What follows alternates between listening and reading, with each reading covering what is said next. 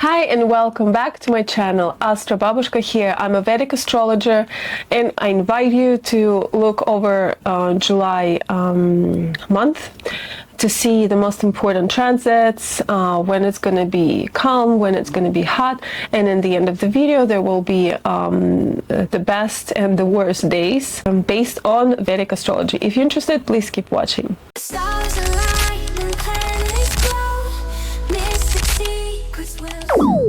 July is a month with the two planets stationary and going retrograde.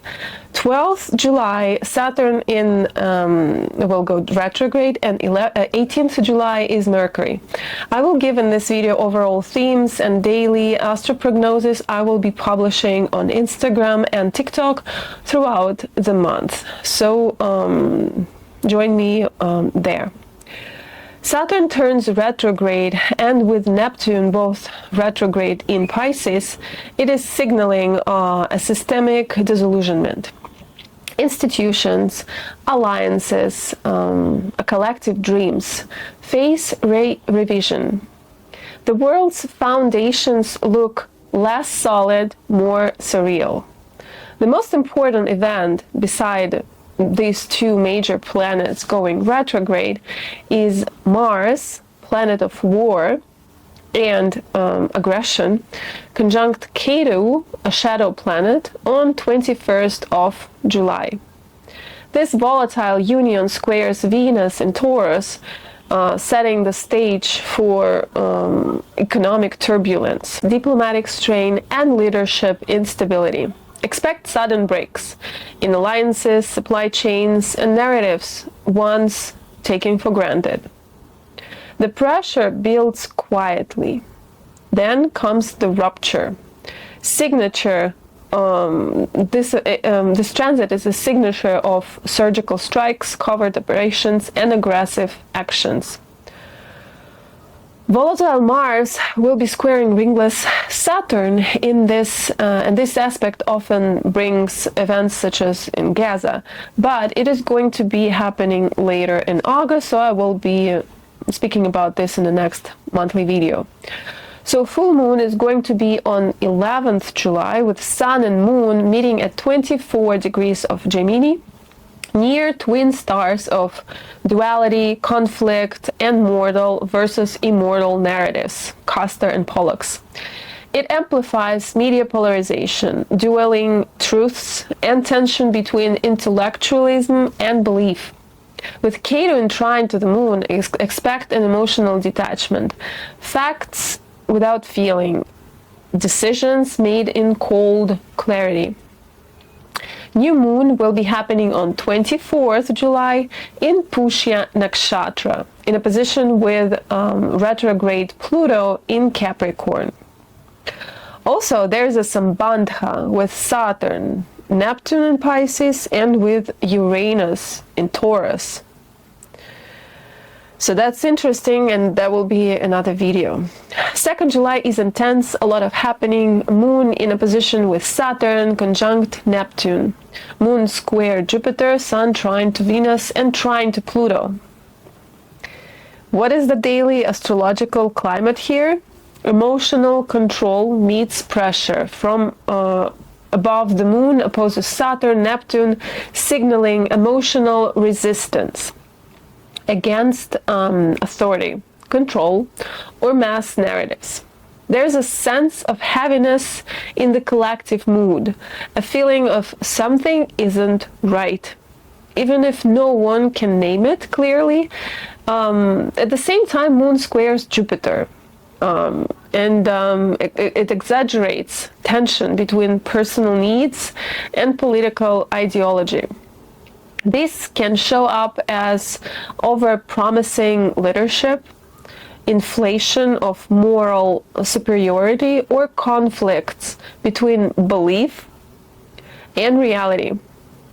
But there's also quiet power building. Moon trines Venus, offering moments of diplomatic grace, especially through cultural or financial negotiations.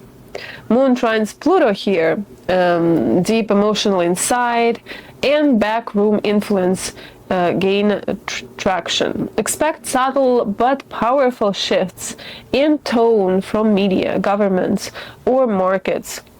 Another intense days will be 7th, 10th, 15th, and 25th July. And now, interesting moment in July, Sun combusting not only Jupiter, which brings power overshadowing principle.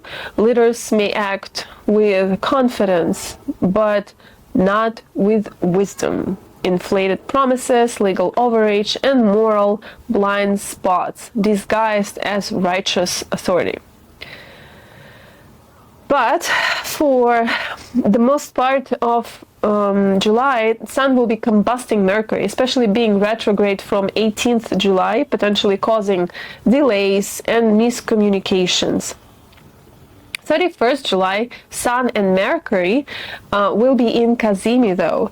Mercury is in the heart of the Sun, exact conjunction. It's intellect purified, not burned. Stars there are Celius Borealis and Australis. They linked to strategy, ambush, intelligence gathering, and sudden military or political moves, often under emotional pressure or divine cause. These stars can trigger ruthless or patriotic actions masked as defense, so look out. So, pros of this Cazimi, Mercury, exalted intelligence. Clear strategic thinking in emotional or domestic matters because of the Cancer. Opportunities for quiet negotiations, back-channel diplomacy, revealing secrets through skilled communication or intelligence leaks. It can be a strong time for homeland policies, food, agriculture decisions, family dynamics.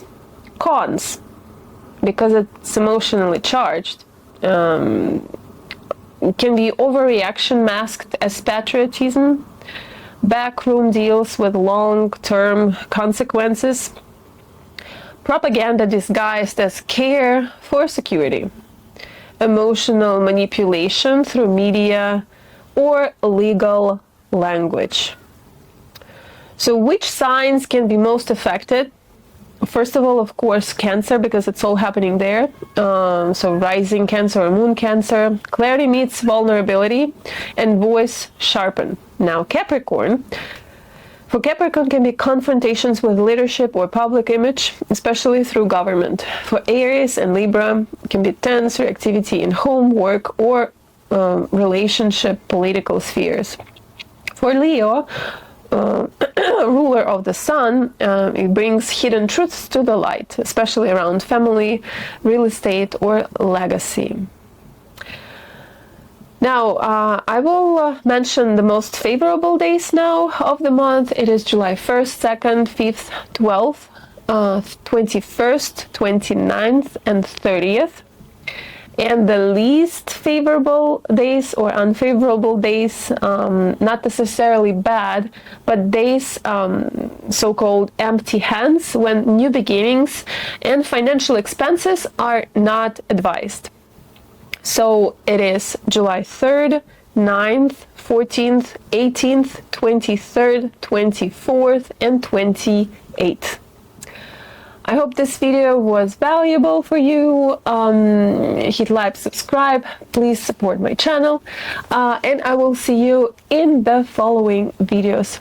Follow me on Instagram, on TikTok, and I'm starting my page on Patreon. There will be a lot of interesting stuff happening there, so stay tuned. Bye. Stars align and planets glow, mystic secrets will